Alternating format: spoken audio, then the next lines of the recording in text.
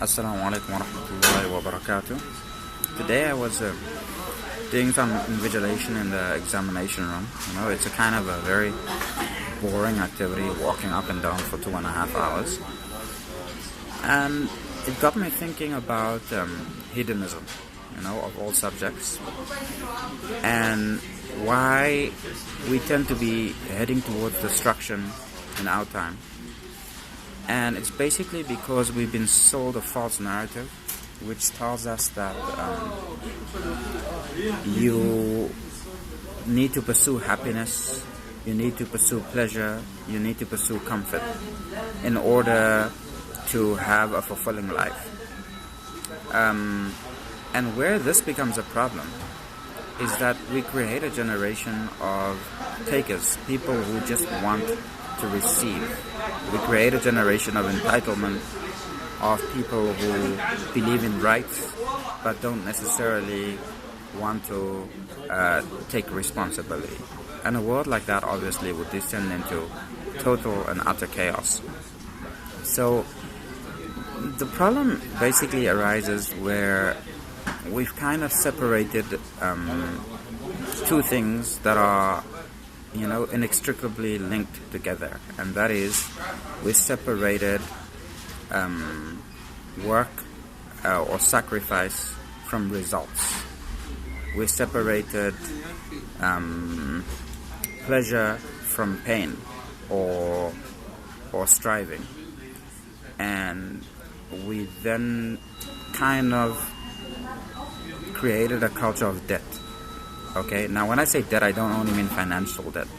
I mean where people see what they want right now, what might make them happy right now, what may gratify them right now, and take it, okay, without considering the consequences, without considering what the price for those actions or having indulged in what would make them happy right now would be in the long term, because we've been told that act now, think later type of thing.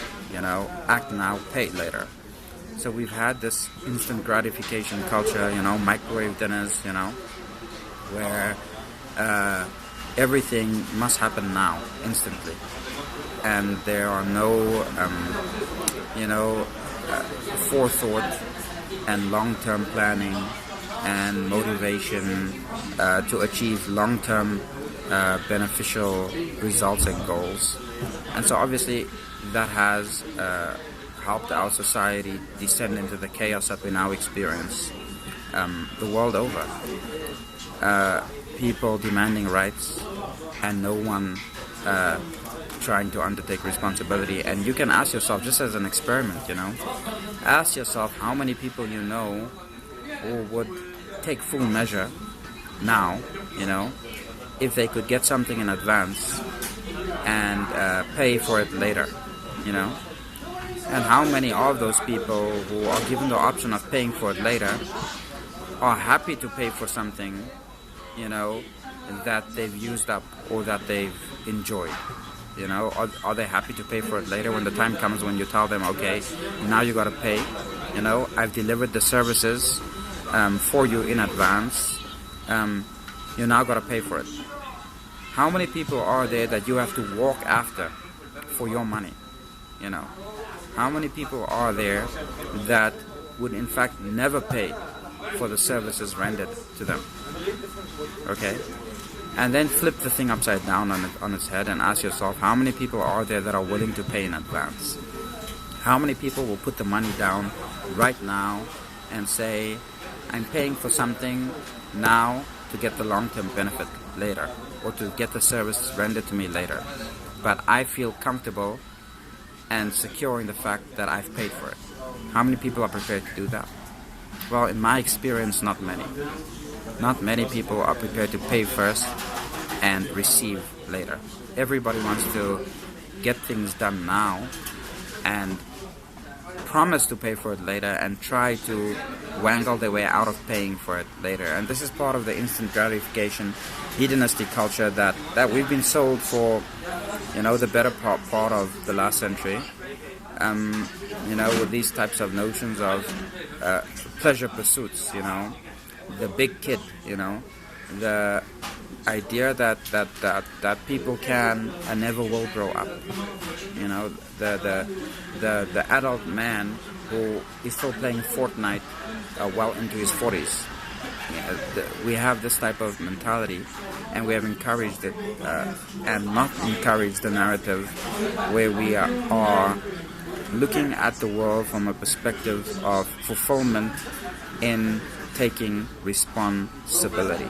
Fulfillment in taking responsibility. And that is actually really where the greatest fulfillment lies. Actually lies in taking responsibility. It lies in accepting that pleasure and pain are a couple. Accepting that results and hard work are a couple. Okay? Accepting that, the balance in the world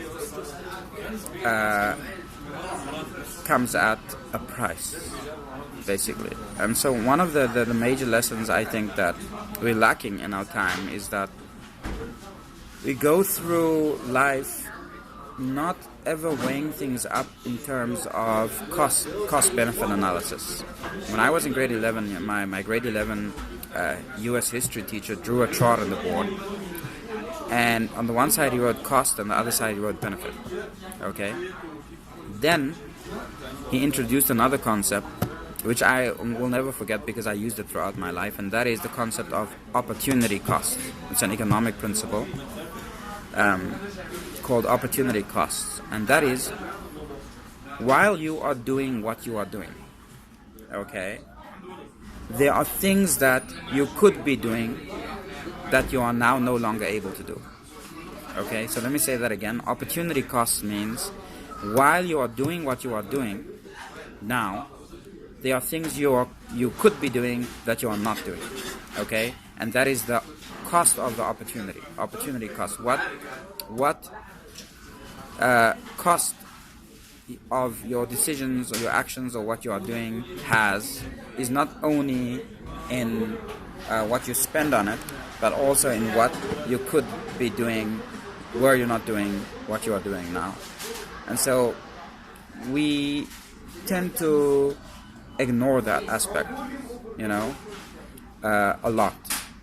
And one group of people who have particularly ignored that aspect in the modern century and in our modern world is women, particularly women. And the reason is because we have sold this narrative to women that the more you become like a man, the more important you are. The more you show that you are able to do things that men have historically done, able to occupy careers and jobs that men have occupied, and the more you are able to compete with men on an equal footing in those careers, right? The more successful you are, the more worthy you are, and the more inflated your ego, can be. So that we've sold that narrative, and by and large many women have bought into this narrative,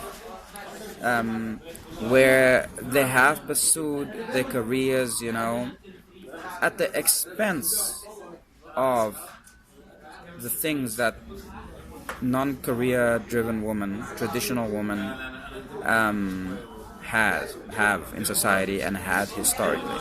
So basically what happens is the woman, she pursues a career, and the career costs her full-time dedication, hard work, and she invariably grows in her career.